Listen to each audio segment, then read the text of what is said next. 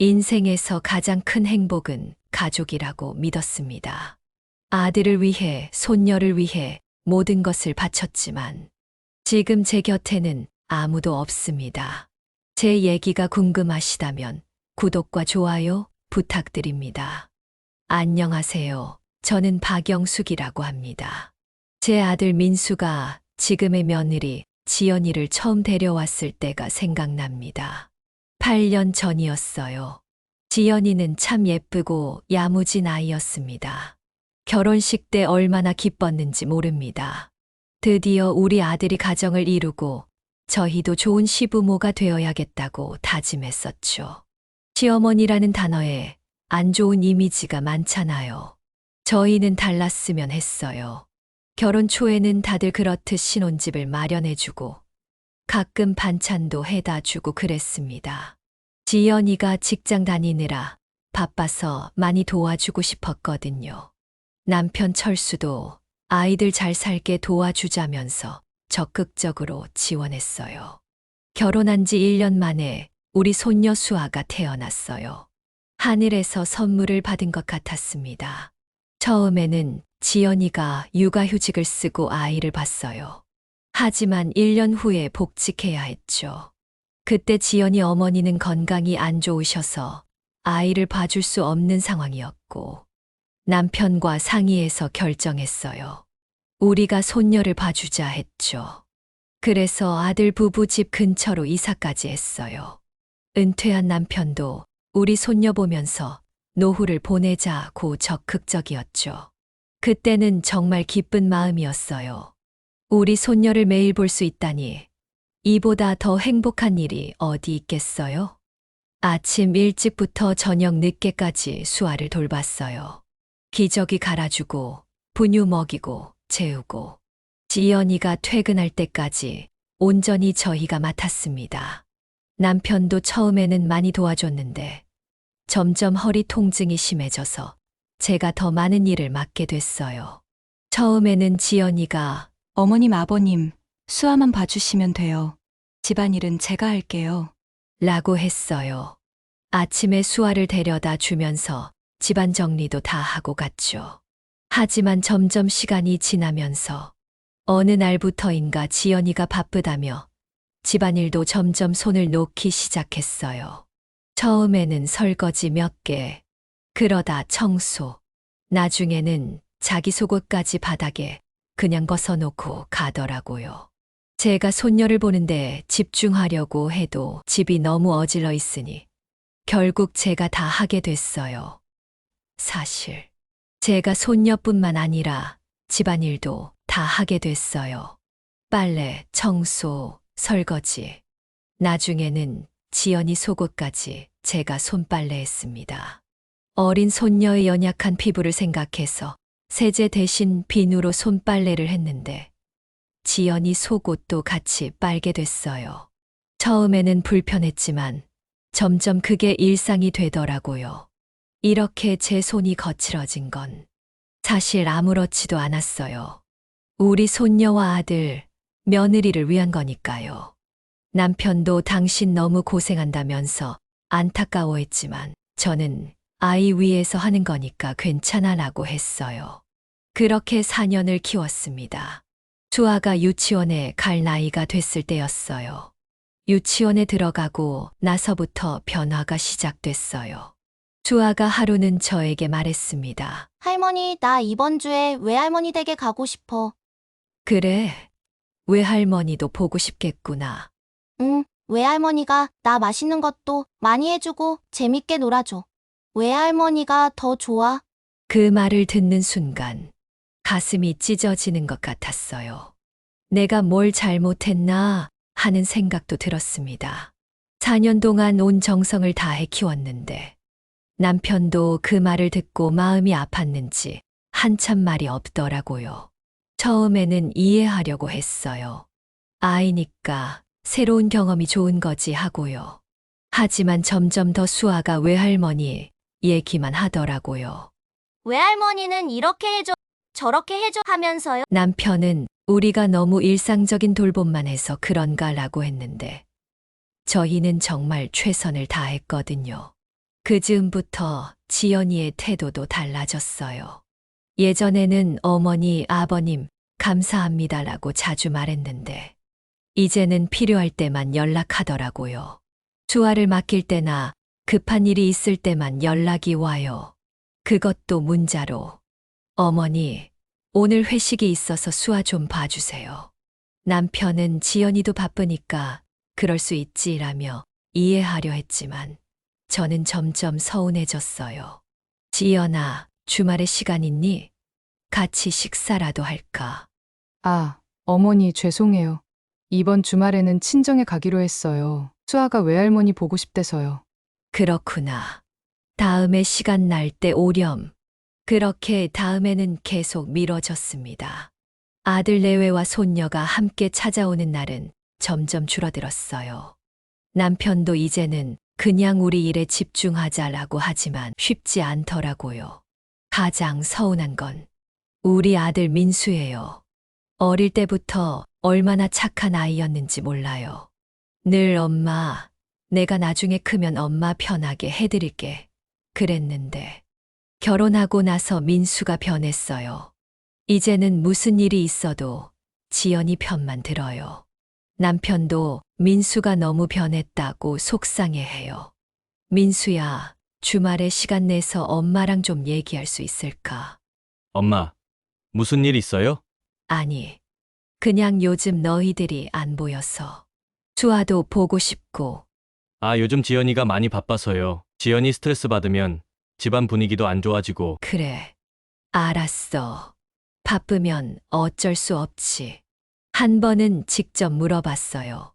민수야, 내가 뭐 말 실수한 거 있니?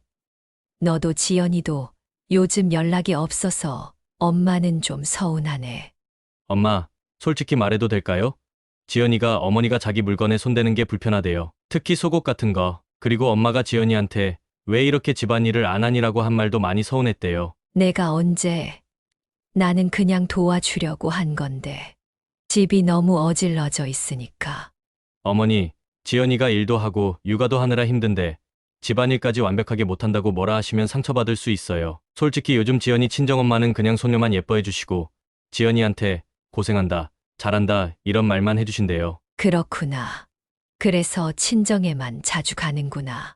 근데 민수야, 엄마는 4년 동안 수아를 키우면서 집안일까지 다 했어. 지연이 속옷까지 빨아주고. 그런데 이제 와서 그게 불편했다니. 엄마, 지연이도 처음엔 고마워했지만 솔직히 부탁드린 적 없는 일까지 하시니까 부담스러웠대요. 그냥 수아만 봐주시면 된다고 했는데. 그 말을 들으니까 정말 가슴이 아프구나. 우리가 4년 동안 손녀를 키운 건 아무것도 아닌가 봐. 이제 와서 그렇게 말하다니. 엄마, 그런 뜻이 아니라, 정말 이야기하기 어렵네요. 지연이가 친정엄마처럼 간섭 없이 대해주는 게 좋대요. 엄마는 좀, 지연이 입장에서는 간섭이 심하게 느껴진대요. 간섭. 내가 간섭을 했다고. 그냥 도와주려고 한 건데. 엄마 죄송해요. 그냥 지연이 마음도 이해해 주세요. 그 말을 듣고 더 할 말이 없더라고요. 우리가 4년 동안 손녀를 키운 건 아무것도 아닌가 봐요. 남편은 그래도 우리 아들이니까 이해하자고 하지만 저는 그게 더 서운해요. 도움을 주려 했던 게 간섭이 됐다니. 얼마나 서운한지 모르겠어요. 지난 명절에는 더 서운한 일이 있었어요. 수아가 저희 집에 왔길래 얼마나 반가웠는지 모릅니다. 수아야, 할머니가 너 좋아하는 송편 만들었어. 할머니, 나 송편 안 좋아해요. 외할머니는 내가 좋아하는 떡볶이 해주시는데. 그 순간 지연이가 옆에서 엄마가 해준 떡볶이가 진짜 맛있지 하면서 수아를 안아주더라고요. 그 모습을 보는데 마음이 찢어지는 것 같았어요. 명절 내내 손녀는 저보다 핸드폰 게임에 더 관심이 많았어요. 아들과 며느리는 저희 집에 하루 묵고 바로 처가로 갔고요. 남편은 우리 손녀니까 이해하자면서도 많이 속상해했어요. 아들이 떠나면서 한 말이 아직도 기억에 남아요.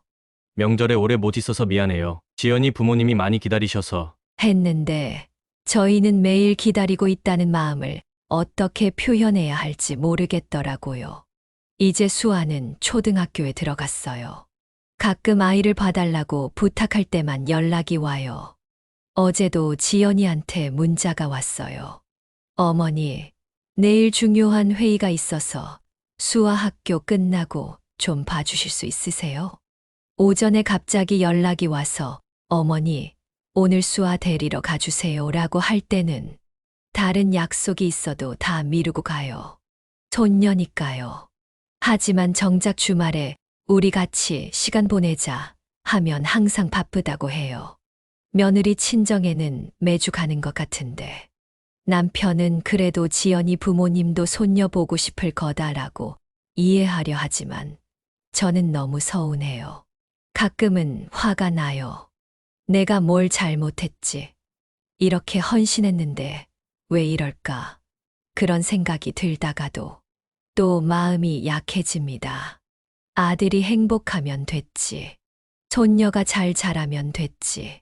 그렇게 위로하면서도 밤에 혼자 있으면 서러움이 밀려와요. 남편도 비슷한 마음인지 가끔 한숨을 쉬곤 해요. 지난주에는 수아의 회가 있었어요. 연락도 없어서 몰랐는데 우연히 민수 SNS에서 사진을 봤어요.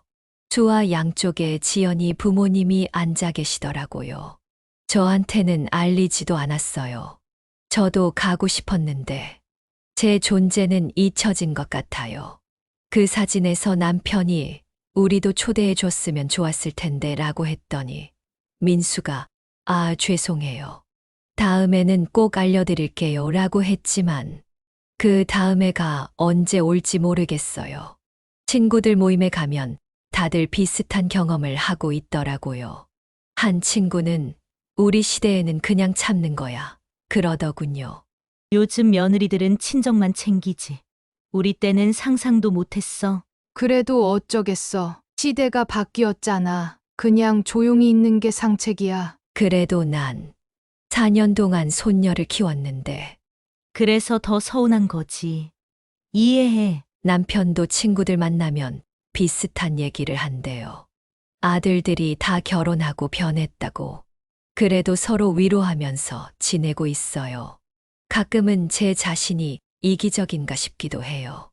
내가 도와준 걸 보상받으려고 하나 하는 생각도 들고요. 하지만 진심으로 바라는 건 그저 가족으로 인정받고 싶은 거예요. 내가 그동안 해준 희생과 사랑을 알아주길 바라는 거죠. 수아가 할머니 하고 반갑게 뛰어와서 안기던 그 시절이 그립습니다. 지연이가 어머니 정말 감사해요 라고 말하던 그 진심이 그리워요. 최근에는 용기를 내서 민수에게 제 마음을 표현해 봤어요. 민수야, 엄마가 할 말이 있어. 네. 엄마, 무슨 일이에요? 솔직히 요즘 많이 서운해. 수아를 4년 동안 정성껏 키웠는데 이제는 외할머니만 찾고 너희도 나를 필요할 때만 찾는 것 같아서. 엄마 그런 건 아니에요. 그냥 지연이가 요즘 회사에서 스트레스를 많이 받아서 친정에서 쉬고 싶어 하는 거예요. 그래, 이해해. 하지만 나도 너희 가족의 일원이잖아. 가끔은 나도 생각해줬으면 해. 알겠어요. 엄마, 앞으로 더 신경 쓸게요. 그 대화 이후로 조금 나아진 것 같기도 하지만 근본적인 변화는 없어요. 여전히 명절에는 처가에 더 오래 머물고 주말에는 처가를 더 자주 찾아가죠. 가끔은 내가 너무 많은 걸 바라나 하는 생각도 들어요. 다른 집 시어머니들은 어떨까? 모두 이렇게 외로운 걸까? 그래도 희망을 버리지 않으려고 해요. 언젠가는 우리 아들이, 며느리가, 손녀가 제 마음을 알아줄 거라고 믿고 싶어요. 이 사진은 수아가 첫 걸음마를 뗐을 때예요. 제 손을 잡고 걷던 그 순간이 얼마나 행복했는지 몰라요. 그때는 정말 제가 세상에서 제일 행복한 할머니였습니다. 앞으로 어떻게 살아야 할지 많이 고민됩니다. 계속 아들 가족에게 매달려야 할까요? 아니면 이제는 제 인생을 찾아야 할까요? 요즘은 취미 생활도 시작했어요. 꼿꼿이 교실에 다니고 동네 합창단에도 가입했어요. 남편과 함께 할 수 있는 활동도 찾고 있어요. 혼자서도 행복할 수 있는 방법을 찾고 있어요. 이렇게 제 시간을 보내면 마음이 조금은 편해져요. 하지만 여전히 가족이 그립습니다. 저와 같은 경험을 하신 분이 있을까요? 그럼 공유하고 이해와 공감을 드리고 싶네요. 오늘도 애쓰셨습니다. 감사합니다. 라고요. 제 사연이 도움이 되셨다면 구독과 좋아요 부탁드립니다.